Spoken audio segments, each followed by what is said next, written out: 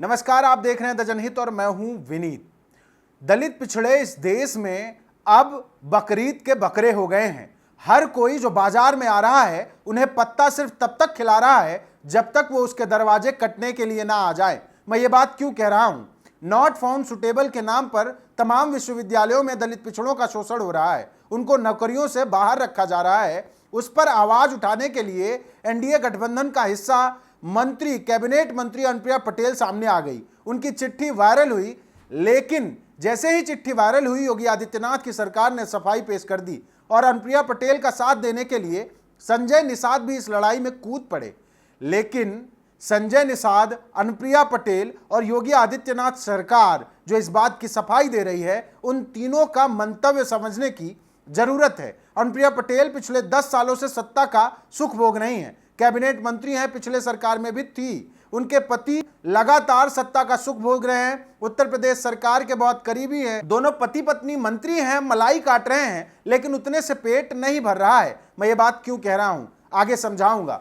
संजय निषाद भी खुद की अपनी पार्टी है, अब मंत्री भी हैं, खुद अपने परिवार को बड़ा राजनीतिक परिवार स्थापित करने में लगभग सफल साबित होते नजर आ रहे हैं। भले ही पुत्र हार गया हो, लेकिन संजय निषाद और अनुप्रिया पटेल की नीयत पर सवाल खड़ा होता है। क्यों खड़ा होता है? पिछले 10 सालों से गांधी जी के 3 बंदर बने बैठे हुए ये नेता अचानक से जाग क्यों गए? इन्होंने देखा कि दलित पिछड़ों की राजनीति हो रही है। दलित पिछड़ों के नाम पर भाजपा को विपक्ष ने धकेल कर 240 सीट पर समेट दिया है। 400 पार का दावा कर रही भाजपा का घमंड टूट गया है। राम मंदिर जैसे मुद्दे फेल हो गए हैं। धर्म की आड़ में जो राजनीति की जा रही थी, उसके सामने सामाजिक न्याय और हक हिस्सेदारी की बात आगे निकल चुकी है। बस इस बात के खतरे को दबाने के लिए अनुप्रिया पटेल और संजय निषाद ने यह शगुफा छोड़ा था, और इसकी पड़ताल आप करेंगे तो और जब थोड़ा और अंदर जाएंगे तो आप समझ पाएंगे। अनुप्रिया पटेल की चिट्ठी वायरल जरूर होती है, लेकिन अनुप्रिया पटेल का उसके बाद कोई एक्शन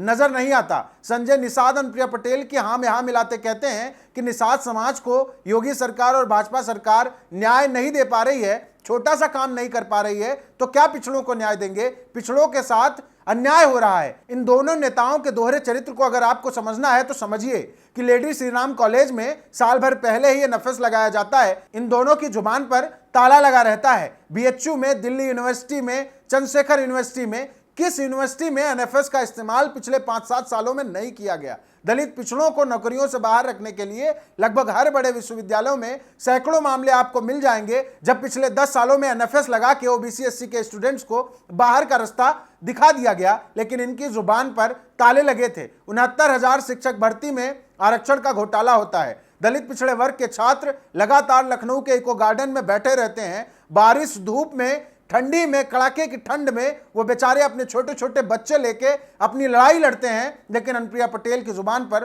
ताला पड़ा रहता है। अनुप्रिया पटेल और संजय निषाद के आवास के बाहर जब ये छात्र पहुंचते हैं तब भी ये अपने आवाज से बाहर नहीं निकलते हैं। इनकी जुबान ऐसी बंद होती है जैसे भारतीय जनता पार्टी ने इनकी जुबान काटकर अपनी जेब में रख ली हो, इनको बोलने की हिम्मत ही ना बची हो। लेकिन अब जब ये देख रहे हैं कि समाजवादी पार्टी उत्तर प्रदेश में पीडीए के नारे के साथ सफल होती नजर आ रही है, राहुल गांधी लगातार सामाजिक न्याय, पिछड़ों के हक हिस्सेदारी की बात कर बड़े नेता बन रहे हैं, वो राहुल गांधी जी ने सबने सिरे से खारिज कर दिया था। अब अनुप्रिया पटेल और संजय निषाद की नसों में बह रहा खून ठंडा पड़ रहा है। उस खून को गर्मी देने के लिए एक बार फिर से ये सामाजिक न्याय, ओबीसी की बात करने के लिए आगे आ गए थे, लेकिन एक घुड़की पड़ी और सामाजिक न्याय की सारी बातें पेट के अंदर दब गई हैं। फिलहाल अनुप्रिया पटेल चुपचाप अपने कमरे में बैठी सोच रही होंगी कि मैंने कैसे गलती से पिछड़ों की बात कर दी थी। बाबा जी का डंडा चलते चलते रह गया। तमाम भाजपाई अनुप्रिया पटेल के विरोध में उतर आए, लेकिन